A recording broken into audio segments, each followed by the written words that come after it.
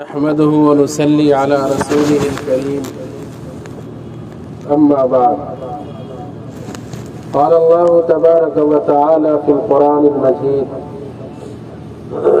أعوذ بالله من الشيطان الرجيم بسم الله الرحمن الرحيم سبحان الذي أسرى بعبده ليلا من المسجد الحرام إلى المسجد الأقصى الذي باركنا حوله لنريه من آياتنا إنه هو السميع العليم.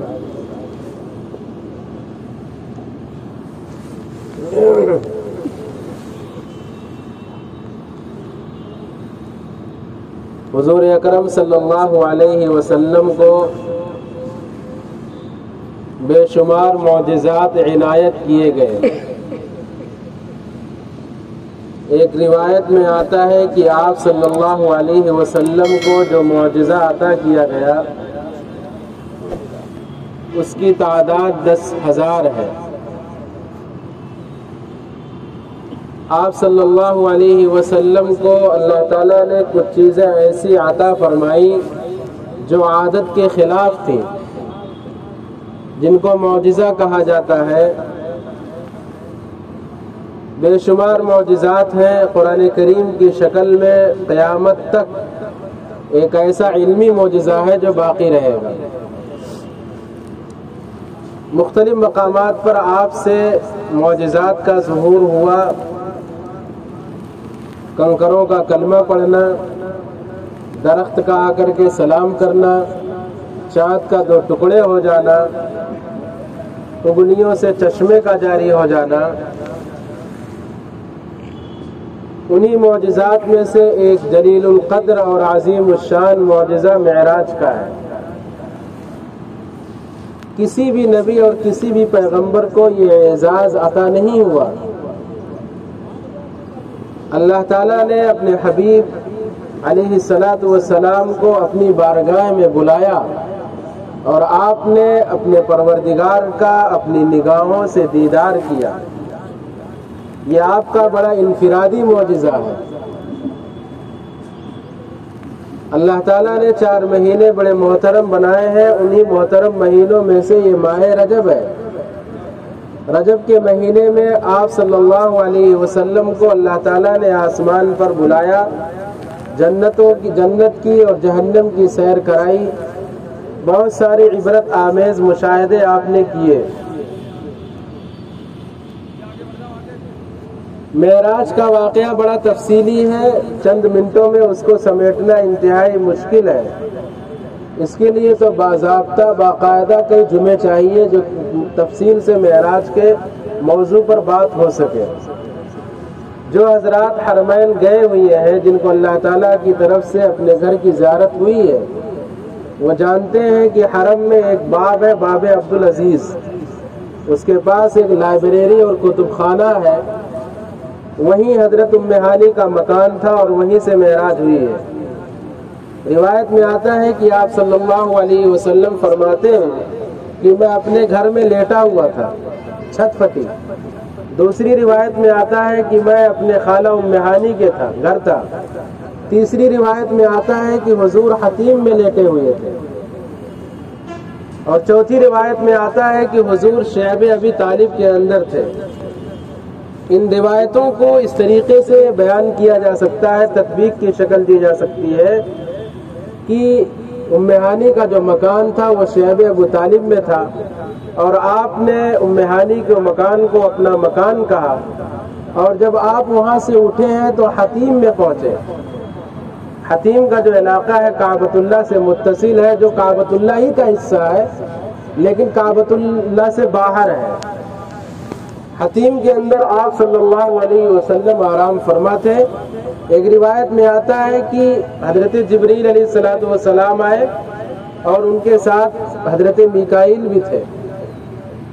انہوں نے کہا کہ جو 3 لوگ سوئے ہوئے ہیں ان میں پیغمبر کون ہے؟ تو حضرت جبریل علیہ السلام نے فرمایا کہ یہ جو بیچ میں شخص لیٹا ہوا ہے. انہوں نے کہا انہی کو لے چلتے ہیں. وہ دونوں کون لوگ تھے جو سوئے ہوئے تھے؟ وہ حضرت جعفر اور حضرت حمزہ رضی اللہ تعالیٰ عنہما تھے. بہرحال حضرت جبریل علیہ الصلوۃ والسلام نے آپ کو اٹھایا اور آپ فرماتے ہیں کہ بین النوم والیقظہ، یعنی میری جو کیفیت تھی وہ نیند اور بیداری کی تھی۔ آدمی سو کے اٹھتا ہے تو ایک بار کی نیند کا خمار نہیں اترتا، تو نیند اور بیداری کے عالم میں اٹھا۔ روایت میں آتا ہے کہ آپ صلی اللہ علیہ وسلم کے سینے مبارکہ کو چاک کیا گیا اور چاک کر کے آپ کے مبارک قلب اور دل کو نکالا گیا، اور حضرت جبریل علیہ الصلوۃ والسلام جنت سے سونے کی تھالی تشت لے کر کے آئے تھے، اور اس کے اندر زمزم یعنی علم و حکمت بھرا ہوا تھا، اور ایک تھالی کے اندر زمزم موجود تھا۔ آپ کے سینے مبارکہ کو چیرا گیا اور چیر کے قلب اطہر کو نکالا گیا، اور نکال کر کے اس کو زمزم سے دھویا گیا، اور دھو کر کے اس کے اندر جو جنت سے تشت سونے کا لایا گیا تھا اس میں علم و حکمت بھرے ہوئے تھے، اس میں ڈال دیا گیا، اور پھر آپ کا جو دل تھا اسی اپنی جگہ پہ لگا دیا گیا۔ یہاں سے محدثین نے لکھا ہے کہ اسی وجہ سے آب زمزم جو ہے وہ آب کوثر سے بھی افضل ہے، اور زمزم کے پانی کی جو فضیلت ہے وہ آب کوثر کی نہیں ہے۔ بہت ساری ریسرچ بھی اس تعلق سے ہوئی ہے کہ زمزم کے پانی میں اللہ تعالیٰ نے بڑی عجیب جو ہے کشش رکھی ہے، اور بڑے غذائی چیزیں ان کے اندر رکھی ہیں، تو آپ کے قلب اطہر کو نکال کے اسی جگہ پہ رکھ دیا گیا۔ اور جنت کے اندر ایک سواری تھی جس کو براق کہا جاتا ہے، وہ دراز گوشت سے کچھ بڑا اور خچر سے کچھ چھوٹا، سفید سواری، سفید جانور، وہ جنت کے اندر 40 سال سے چل رہا تھا، اور اس کے اندر بجلی کی سی تیزی تھی۔ وہ براق جانور لایا گیا، حضرت جبریل علیہ الصلوۃ والسلام نے اس کو حضور اکرم صلی اللہ علیہ وسلم کو سوار کیا، تو وہ جانور شوخی کرنے لگا، اترانے لگا۔ حضرت جبریل علیہ الصلوۃ والسلام نے فرمایا، براق آج تک تیری اس پشت پہ آپ صلی اللہ علیہ وسلم سے زیادہ بابرکت اور زیادہ محترم کوئی بھی آدمی سوار نہیں ہوا ہے۔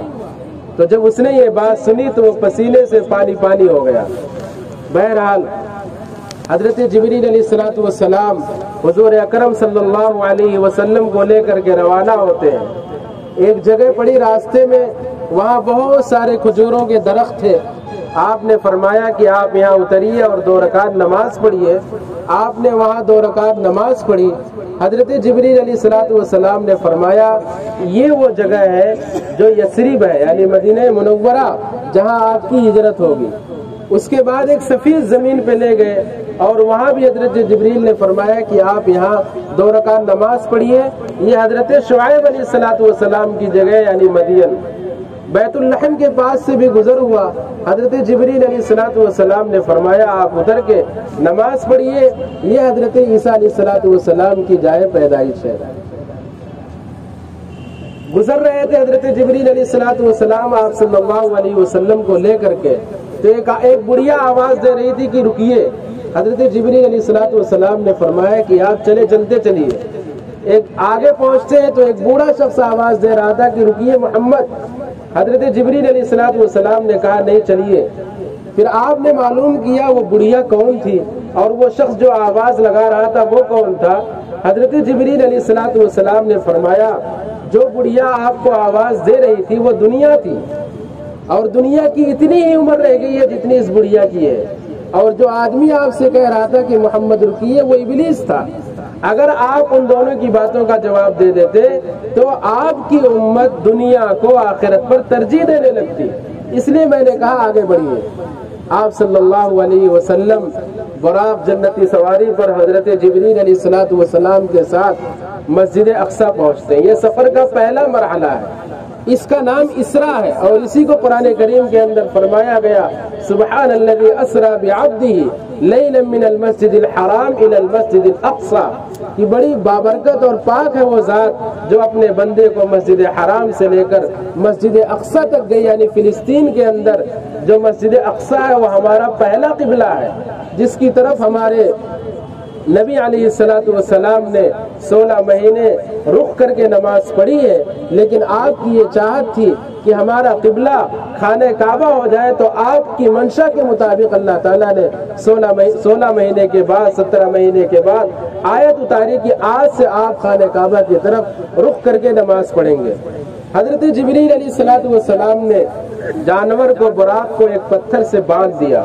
وہ پتھر ایسا تھا جو تمام انبیاء اپنے جانور کو اس سے باندھا کرتے تھے، اور آپ کے سامنے شہد اور شراب کا پیالہ، اور بعض روایتوں میں آتا ہے کہ آپ کے سامنے دودھ اور شراب کا پیالہ پیش کیا گیا کہ آپ اس میں سے جس کو چاہیں آپ پی سکتے ہیں۔ آپ نے دودھ کو پسند کیا۔ حضرت جبریل علیہ السلام نے فرمایا کہ آپ نے فطرت، سچائی اور صداقت کو پسند کیا ہے۔ اگر آپ شراب کو اختیار کر لیتے اور شراب کے پیالے کو پی لیتے تو آپ کی امت گمراہ ہو جاتی۔ آپ نے سچائی کو اختیار کیا ہے۔ بہرحال نماز کا وقت ہوا، ایک جو ہے مصلیان کی تعداد بڑھی اور صفیں لگ گئی، اور حضرت جبریل علیہ السلام نے اذان دی، تمام صفیں جو ہے آراستہ ہو گئی۔ نماز کون پڑھائے؟ مسجد اقصیٰ کے اندر سبھی حضرات موجود ہیں، مصلی پہ کون کھڑا ہو؟ ایسے موقع کے اوپر جب بہت زیادہ بھیڑ ہو، بہت زیادہ مجمع ہو، بہت زیادہ افراد ہو، تو ہر آدمی یہ چاہتا ہے کہ ہماری مسجد کا امام مصلی پہ کھڑا ہو۔ ہر مقتدی کی یہ خواہش ہوتی ہے کہ جس امام کے پیچھے ہم نماز پڑھتے ہیں وہ نماز پڑھائے، کوئی آگے بڑھنے کو تیار نہیں۔ حضرت جبریل علیہ السلام نے اللہ تعالیٰ سے فرمایا کہ کس کو امامت کے لیے آگے بڑھایا جائے۔ اللہ تعالیٰ نے فرمایا کہ جتنے بھی حضرات اس موقع پر موجود ہیں ان میں جو سب سے زیادہ وزنی ہو اور سب سے زیادہ بھاری ہو اس کو بڑھا دیا جائے۔ اس مسجد اقصیٰ کے اندر نماز پڑھنے والے کون تھے؟ اللہ رب العزت نے اپنے حکم سے تمام انبیاء کرام علیہ السلام کو وہاں حاضر کر دیا تھا، جس میں حضرت آدم بھی موجود، حضرت ابراہیم علیہ السلام بھی موجود، حضرت عیسیٰ بھی موجود، حضرت یعقوب اور حضرت یوسف، یعنی 1,24,000 انبیاء کرام علیہ السلام کی جماعت تیار ہے۔ نماز کون پڑھائے؟ حضرت جبریل علیہ السلام نے آپ صلی اللہ علیہ وسلم کو ان تمام میں سب سے زیادہ وزنی اور بھاری پایا اور مصلی پہ آگے بڑھا دیا۔ اس لیے آپ کا جو ایک لقب ہے امام الانبیاء کا بھی ہے۔ آفا کہا گردید ام مہر بتا ورزید ام بسیار خوبہ دید ام، لیکن تو چیزیں دیگری، ایسا حسین، ایسا خوبصورت، ایسا مبارک نبی ہم کو ملا ہوا ہے، ایسے نبی کی نسبت ہم جیسے گنہگاروں کے ساتھ جڑی ہوئی ہے کہ اس کے پاکیزہ طریقوں کو چھوڑ کر آج ہم ذلت و رسوائی کی زندگی گزارنے پر مجبور ہیں۔ نماز ہوئی، یہ سفر کا پہلا مرحلہ مکمل ہوتا ہے۔ پھر اس کے بعد ایک روایت میں آتا ہے کہ حضرت جبریل علیہ السلام نے تمام انبیاء کرام علیہ السلام کا تعارف بھی کرایا، ہر نبی نے تقریر بھی کی، اور آپ صلی اللہ علیہ وسلم نے بھی اس موقع پر تقریر کی۔ اب یہاں سے سفر کا دوسرا مرحلہ شروع ہوتا ہے۔ اس سفر کو یعنی مسجد حرام سے بیت المقدس مسجد اقصیٰ تک جو آپ گئے اس کو اسرا کہا جاتا ہے۔ اب یہاں سے جو سفر شروع ہو رہا ہے اس کو معراج کہتے ہیں۔ معراج آسمانی سیڑھی کو کہا جاتا ہے۔ کہتے ہیں کہ جنت سے فرشتے جو ہے زینہ لے کر کے آئے تھے اور فرشتوں نے اس کو اٹھا رکھا تھا، اوپر تلے فرشتے اس کو اٹھائے ہوئے تھے، اور وہ زینہ سونے اور چاندی کا تھا۔ آج بھی کتابوں کے اندر یہ بات موجود ہے کہ دنیا کا سب سے اونچا جو مقام ہے وہ فلسطین کا ہے، سیریا اور شام کا ہے۔ اسی لیے امام مہدی جو حضرت عیسیٰ علیہ السلام جو قرب قیامت میں نازل کیے جائیں گے، اتارے جائیں گے، اسی پہاڑ پہ اتارے جائیں گے اور زینے کے ساتھ اتارے جائیں گے۔ تو وہ سونے اور چاندی کا زینہ آپ صلی اللہ علیہ وسلم اس پہ سوار ہوتے ہیں، اور بعض روایتوں میں آتا ہے کہ آپ نے براق جانور سے ہی سواری کی ہے۔ دونوں کو اس طریقے سے تطبیق دی جا سکتی ہے کہ کچھ سفر آپ نے زینے کے ذریعے کیا ہو اور کچھ سفر آپ نے براق کے ذریعے کیا، ممکن ہے۔ تو زینے کے ذریعے آپ صلی اللہ علیہ وسلم اب آسمان کی طرف جا رہے ہیں۔ پہلے آسمان کے اوپر پہنچتے ہیں، وہاں حضرت آدم علیہ السلام سے ملاقات ہوتی ہے۔ پہلے دروازہ کھٹکھٹایا، بخاری شریف کے اندر موجود ہے کہ حضرت جبریل علیہ السلام جب حضور اکرم صلی اللہ علیہ وسلم کو لے کر پہلے آسمان پہ پہنچتے ہیں، آواز لگاتے ہیں، کون؟ جبریل، کون ہے ساتھ میں؟ حضور اکرم صلی اللہ علیہ وسلم، کیا پیغام الہی پہنچ گیا؟ حضرت جبریل نے فرمایا جی ہاں۔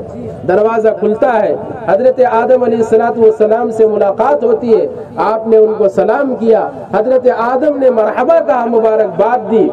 دوسرے آسمان پہ بھی یہی صورتحال، حضرت جبریل علیہ السلام دروازہ کھٹکھٹاتے ہیں، آواز آتی ہے، کون؟ جبریل، ساتھ میں کون؟ حضور اکرم صلی اللہ علیہ وسلم، کیا پیام الہی پہنچ گیا؟ حضرت جبریل علیہ السلام فرماتے ہیں جی ہاں۔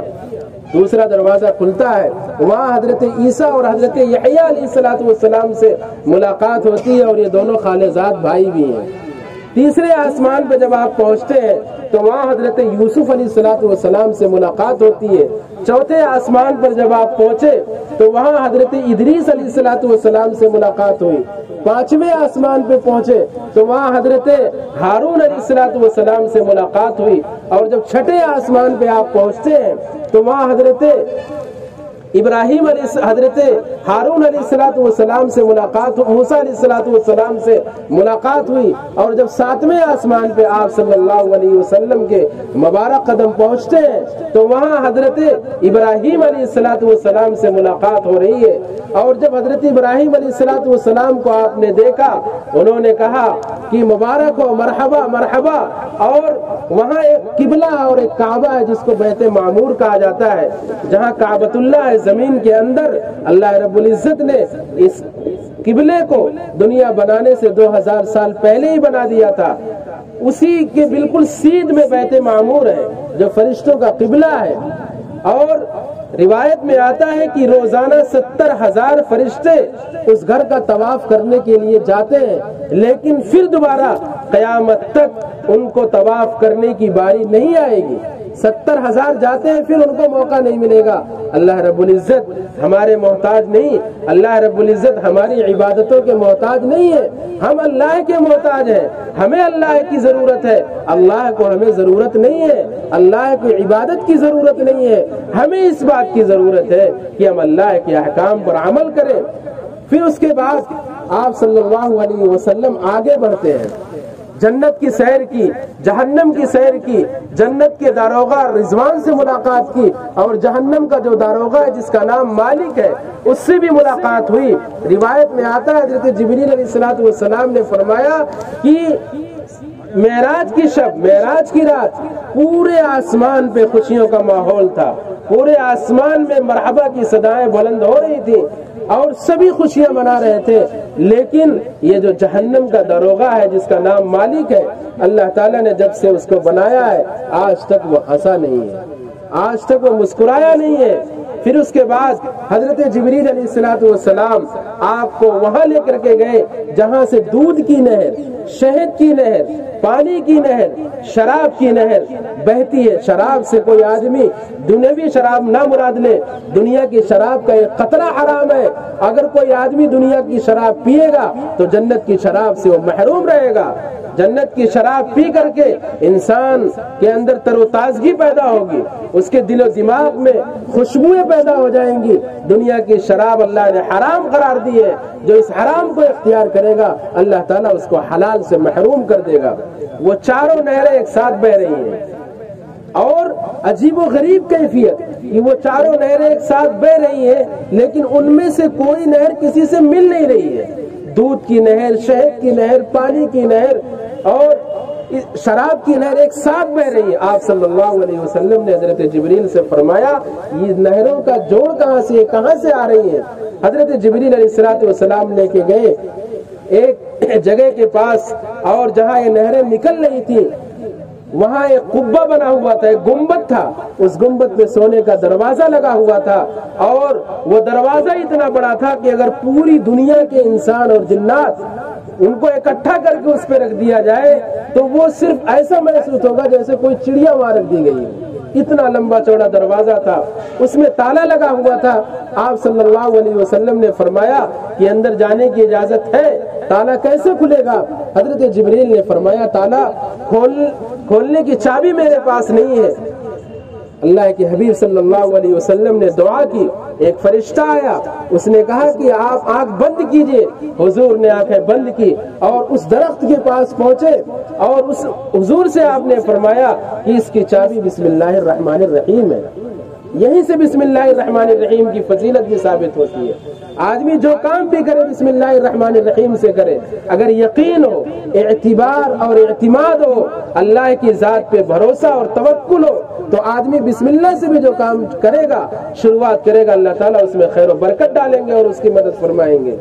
پھر حضرت جبریل علیہ السلام کے ساتھ آپ صلی اللہ علیہ وسلم نے کچھ عبرت آمیز مشاہدے بھی کیے جو ہم سب کے لیے باعث عبرت بھی ہے اور قابل عمل بھی ہے، کہ آپ صلی اللہ علیہ وسلم فرماتے ہیں کہ میں نے ایک جماعت کو دیکھا کہ ان کے سر کو بہت وزنی پتھر سے، بہت بھاری پتھر سے کچلا جا رہا ہے، ٹھیک ہو جاتا ہے، پھر ایک فرشتہ وہ پتھر اس کے سر پہ مارتا ہے، پھر وہ چکنا چور ہو جاتا ہے، دوبارہ وہ ایسی کیفیت ہوتی ہے، دوبارہ مارتا ہے۔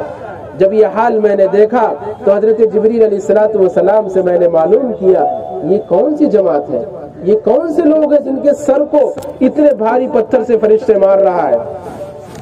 تو حضرت جبریل علیہ السلام نے فرمایا یہ آپ کی امت کے وہ لوگ ہیں، یہ آپ کی امت کے وہ لوگ ہیں کہ جب نماز کا وقت ہوتا تھا تو ان کے چہرے پہ شکن پڑ جاتی تھی، جب نماز کا وقت آتا تھا تو ان کا سر بھاری ہو جاتا تھا، جب نماز کا وقت آتا تھا تو اپنی مجلسوں سے اٹھنے کا ان کا جی نہیں چاہتا تھا، اپنی دکانوں سے جانے کا جی نہیں چاہتا تھا، جو نماز میں سستی کرتے تھے، غفلت برتتے تھے، بے توجہی کا معاملہ کرتے تھے، آپ کی امت کے وہ لوگ ہیں۔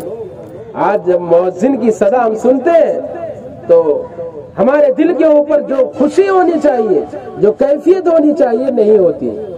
ایک تھانے دار بلائے دن میں 10 بار ہم پہنچ جائیں گے، اللہ کا منادی دن میں 5 بار بلاتا ہے، ہم اپنی مجلسوں میں قہقہے لگاتے ہیں، اپنی مجلسوں میں بیٹھ کے تجارتی باتیں کرتے ہیں، ہم مجلسوں میں بیٹھ کر کے موبائل میں مصروف رہتے ہیں، لیکن نماز کے لیے ہم نہیں آتے۔ اسی طریقے سے آپ صلی اللہ علیہ وسلم آگے بڑھتے ہیں تو ایک جماعت کو دیکھتے ہیں کہ بہت سارے لوگ ہیں، ان کے پیٹ جو ہے بالکل مٹکے کی طرح اور بڑے بڑے مکانات کی طرح نظر آ رہے ہیں اور ان میں سانپ بھرے ہوئے ہیں۔ آپ صلی اللہ علیہ وسلم نے حضرت جبرائیل علیہ السلام سے پوچھا کہ یہ کون لوگ ہیں جن کے پیٹ میں سانپ بھرے ہوئے ہیں؟ حضرت جبرائیل نے فرمایا اے اللہ کے رسول، یہ وہ لوگ ہیں جو دنیا میں سودی کاروبار کرتے تھے، جو سودی لین دین کرتے تھے، جو سود کے معاملات میں شریک رہتے تھے۔ اللہ تعالیٰ نے ان کو یہ سزا دی ہے کہ ان کے پیٹ مکانوں کی طرح ہے اور ان میں سانپ بھرے ہوئے ہیں۔ اسی طریقے سے آپ صلی اللہ علیہ وسلم کا گزر ایسے لوگوں کے پاس سے ہوا جن کے ناخن تانبے کی طرح تھے اور وہ اپنے ناخنوں سے اپنے چہروں کو اور اپنے سینوں کو نوچ رہے تھے۔ اللہ کے حبیب صلی اللہ علیہ وسلم نے پوچھا جبریل یہ کون لوگ ہیں؟ آپ نے فرمایا کہ یہ وہ لوگ ہیں آپ کی امت کے جو غیبتیں کرتے تھے، جو برائیاں کرتے تھے، جو لوگوں کی ٹوہ میں لگے رہتے تھے، جو لوگوں پہ الزام تراشیاں کرتے تھے۔ اسی طریقے سے آپ صلی اللہ علیہ وسلم نے ایک ایسی جماعت کو دیکھا جن کے پاس ایک عمدہ کھانا بھی رکھا ہوا ہے اور بغل میں ایک بدبودار سڑا ہوا کھانا رکھا ہوا ہے اور وہ لوگ عمدہ کھانے کو چھوڑ کر بدبودار کھانے کو کھا رہے ہیں۔ جبریل سے پوچھا کہ یہ کون لوگ ہیں؟ آپ صلی اللہ علیہ وسلم نے فرمایا یہ آپ کی امت کے وہ لوگ ہیں جن کی شادیاں ہو چکی تھی لیکن وہ اپنی حلال بیوی کے پاس نہ جا کر کے حرام کاری کرتے تھے، راتیں کہیں اور گزارتے تھے، اور یہ وہ عورتیں ہیں جن کی شادیاں ہو چکی تھی لیکن وہ اپنے شوہروں کو چھوڑ کر دوسروں کے پاس جا کر کے رات گزارا کرتی تھی، اس لیے اللہ تعالیٰ نے ان کو یہ سزا دی ہے۔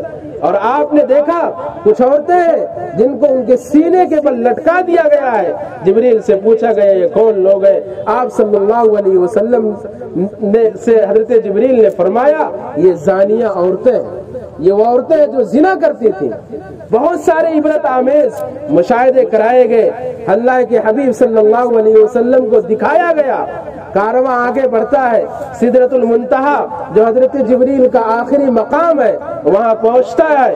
جب وہ یہ کارواں تو حضرت جبریل علیہ السلام پیچھے ہٹ جاتے ہیں کہ اس سے آگے مجھے جانے کی اجازت نہیں ہے، اگر میں اس کے آگے گیا تو میرے پر جل جائیں گے، وہاں ساتھ چھوڑتا ہے۔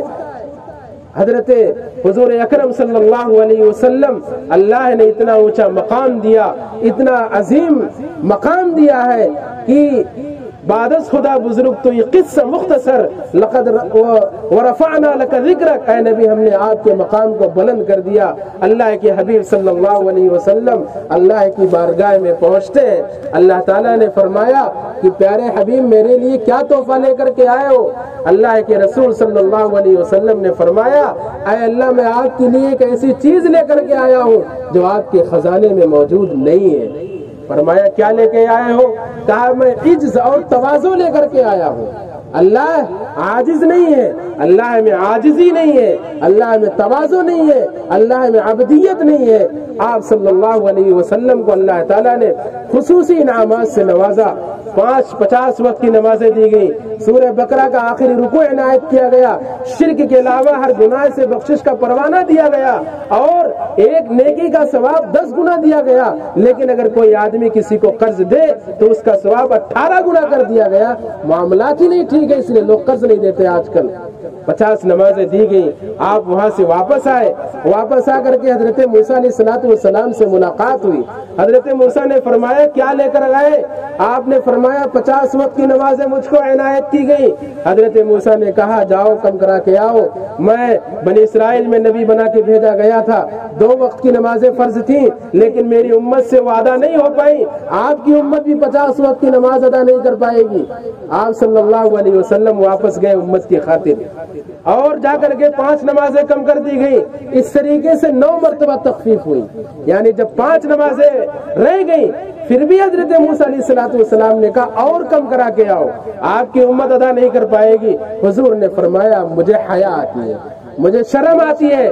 غیب سے آواز آئی کہ اے محمد 50 وقت کی نمازیں دی گئی تھی، 5 کر دی گئی ہیں، لیکن اللہ کے نزدیک کلمات بدلے نہیں جاتے، اللہ کا حکم بدلا نہیں جاتا۔ جو آدمی 5 وقت کی نماز جماعت کے ساتھ، جو آدمی 5 وقت کی نماز کی پابندی کرے گا، میں اس کو 50 وقت کی نماز کا ثواب دوں گا۔ ایک نماز کا ثواب 10 وقت کی نمازوں کا اسے ملنا ہے، 10 نمازوں کا ثواب ضرور ملے گا۔ آج 5 وقت کی نمازیں ہم سے ادا نہیں ہو پا رہی ہیں۔ کیا صرف ہم جمعے کے دن کھانا کھاتے ہیں؟ ہم روزانہ 3 مرتبہ کھانا کھاتے ہیں۔ ہم جیسے گنہگار اللہ تعالیٰ ہم کو 3 مرتبہ کھلاتا اور پلاتا ہے۔ اگر اللہ تعالیٰ یہ کہہ دیتا کہ اچھے کام کرو گے تبھی کھلاؤں گا، تب کیا عالم ہوتا۔ اللہ روز ہمیں روزی دیتا ہے، روز ہمیں کھلاتا ہے، لیکن نماز کے لیے ہم صرف جمعے کے دن حاضری دینے چلے آتے ہیں اور ایسی مسجدوں کا انتخاب کرتے ہیں جہاں مختصر سی نماز ہو، تو ایسا لگتا ہے کوئی قرض تھا جو اپنے سینے سے اور جو اپنے اوپر سے اس کو ہٹا دیا گیا۔ یا صرف ایک ہفتے میں ہم کھانا کھاتے ہیں؟